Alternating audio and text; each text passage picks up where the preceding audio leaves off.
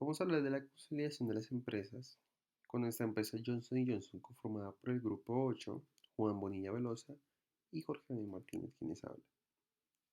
Para un poco de la historia de Johnson Johnson, vamos a empezar con que Johnson Johnson es una empresa fundada en Estados Unidos en el año 1887 con los pioneros y los grandes hermanos James Wood Johnson y Robert Wood Johnson. Todo empezó cuando Robert Wood Johnson, que era un reconocido socio de una importante marca de productos médicos llamada Sudbury, y Johnson sintió una fuerte convicción por el discurso de un señor llamado Joseph Lister, que era un cirujano inglés y un médico muy reconocido en la época, considerado el padre de la medicina antiséptica y preventiva y responsable de aumentar la tasa de la supervivencia quirúrgica en el país inglés. Esto hizo la motivación de Robert a empezar a fabricar una línea de vendajes quirúrgicos, convenciendo a su hermano James Wood Johnson de empezar esa fabricación. Cuando empezaron a crear su proyecto, un año después Edward Mead Johnson decidió unirse a ellos y para eso en 1887 fundaron la empresa Johnson Johnson, que era la productora de estos procesos.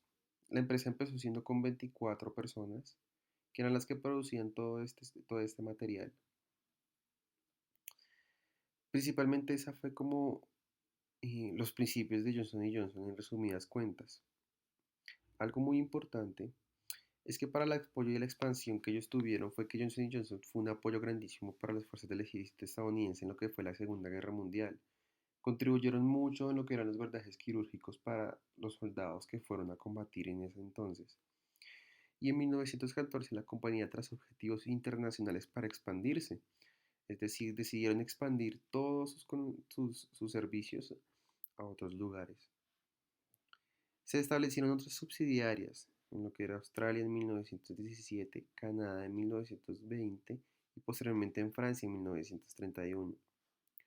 Johnson Johnson fue expandiendo por otros continentes y aumentando su producción. Así fue creciendo y estableciendo diferentes sucursales. También fueron intentando ampliar sus líneas de productos y siempre intentaban impactar en los hogares. La comercialización de los productos fue importantísima eh, cuando empezaron a expandirse en lo que fue todo Sudamérica.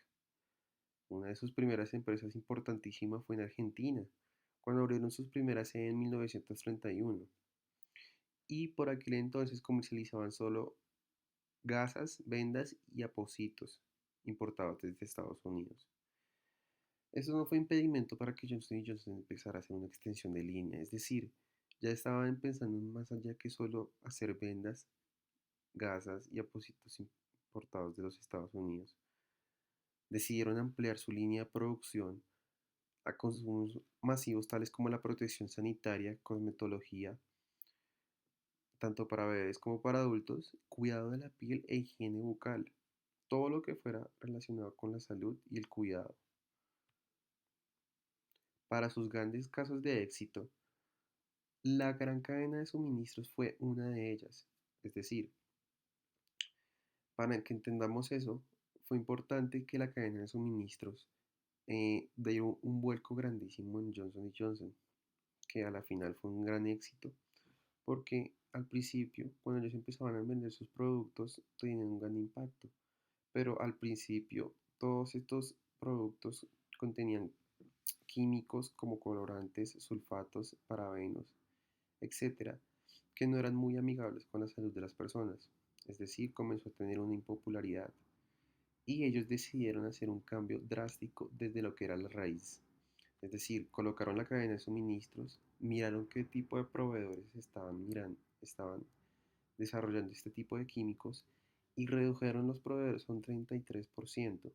Con eso también fueron desde lo que era la producción de las plantas de fabricación hasta lo que era el fortalecimiento del embalaje de los mismos productos para que al lanzarlos a sus clientes tuvieran un gran impacto. Esto fue un gran caso de éxito para Johnson Johnson porque hicieron un vuelco total a sus productos y le dieron un crecimiento exponencial después de que hicieron el cambio de toda su cadena de suministros. Otro caso de éxito importantísimo fue la diversificación, es decir, decidieron, después de muchos años de crecimiento de Johnson Johnson, que lo importante era siempre la diversificación, es decir, expandir sus productos. Es decir, Johnson Johnson podríamos llamarla como la multinacional farmacéutica más completa que puede existir, porque sus tres grandes líneas de productividad, que son consumo, farmacéutica y la creación de máquinas quirúrgicas y de la salud para profesionales de la salud, eh, dividen sus productos en, si hablamos de consumo, hablaríamos de todas las extensiones que la gente común conoce, como lo es los champús, las cremas, etcétera, a lo que es la farmacéutica, que son los medicamentos, las drogas, y la creación de implantes quirúrgicos como lo son eh, todas esas maquinarias que utilizan los doctores o los médicos cuando van a hacer una operación de gran complejidad. Es decir, decidieron diversificar su producción y su extensión de línea a niveles globales y crecer en más de 175 países a lo largo de todo el mundo, em, logrando un gran prestigio mundial en el cuidado de la salud. Ya sabiendo todo esto, los dejo con mi compañero Juan, que ya puede continuar con la siguiente parte. Listo, Jorge, muchísimas gracias ahí por tu explicación. Voy a continuar con lo mía. En mi caso, profe, le voy a explicar los casos o las crisis que Johnson Johnson ha tenido que pasar por estos últimos años. En particular, elegí dos, uno el tema de las pasas opioides y el segundo el tema de los talcos. A continuación le voy a presentar pantalla, profe, para comentarle sobre estas historias. Listo, profe. Entonces, acá continuamos. Son dos casos, dos demandas que son los que más me han llamado la atención. Y iniciamos con este de talcos para bebé. Sucede que los talcos de bebé hacen que las personas tengan cáncer. Entonces, hay dos casos en específico, más que todo en New York. Esto se dio en mayo del año 2016, en donde una señora con cáncer de pulmón los demandó por el talco. En algún momento tuvo asbesto, indica la señora. Entonces, a los pañales de bebé les ponen talcos, eso como cultura, digámoslo, allá de Estados Unidos, y la señora desde bebé viene utilizando ese talco, se lo viene aplicando y demás.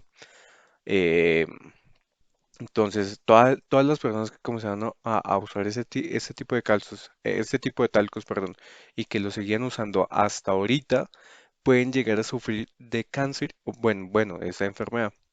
Finalmente, esta señora demandó a Johnson y Johnson y bueno, la indemnización fue de 325 millones de dólares, en donde 20 millones fueron por sufrimiento, por el pasado y el futuro, 5 millones fueron por el tema el esposo tenía una empresa, un local, y tuvo que cerrar todo para cuidar de ella, y aproximadamente unos 300 millones por castigos, por todos los daños que causaron.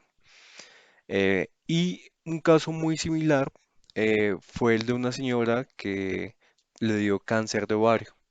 Entonces, fueron varios casos a los que le dieron por usar los talcos. Y el segundo que les voy a presentar, uy, perdón, es el tema del opioides. Entonces, em, hubo una demanda del estado de Oklahoma por 572 millones, ya que los hace culpables de la crisis de opioides. Esto fue realmente muy reconocido, fue aproximadamente ya hace 2 años. Entonces, ¿qué sucede acá? Sucede que diario fallecen entre 130 y 145 personas, pero por sobredosis. El Estado los demanda por publicidad engañosa haciéndoles creer que son medicamentos para el dolor sintéticamente y que naturalmente opioides y que son sanos y que son buenos. Y eso es lo que genera realmente son adicciones, o sea, a, a tal punto que es llegar a peor que es el consumo del bazuco y la marihuana. El estado de Oklahoma, ellos informan que, pues esa información es falsa, y ya que al año hay aproximadamente más de 6.000 personas fallecidas por este tipo de sobredosis. Aquí lo que pasó fue que Johnson y Johnson reconoce que efectivamente el país está como que pasando por esa crisis de opioides, pero en su momento no admiten la culpa.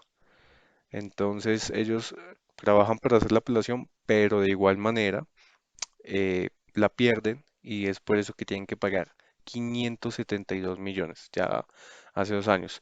Con el tema de los talcos, muy particularmente, ellos retiran el producto del mercado. Entonces, acá hay una parte a la que quiero ir, que es porque Johnson y Johnson todavía sigue siendo como que reconocido, y es que hay que resaltar que Johnson y Johnson, en su credo o bueno, en su cultura organizacional, hace que siempre esté primero el cliente, siempre esté primero el usuario. Y de igual manera, eh, si bien hoy en día con el tema de la pandemia y demás, este, ellos fueron uno de los primeros en sacar el tema de la vacuna, en hacer pruebas para la vacuna del COVID. Igual les voy a dejar aquí a continuación los enlaces de donde fueron sacadas las noticias de estos temas de crisis. Muchas gracias.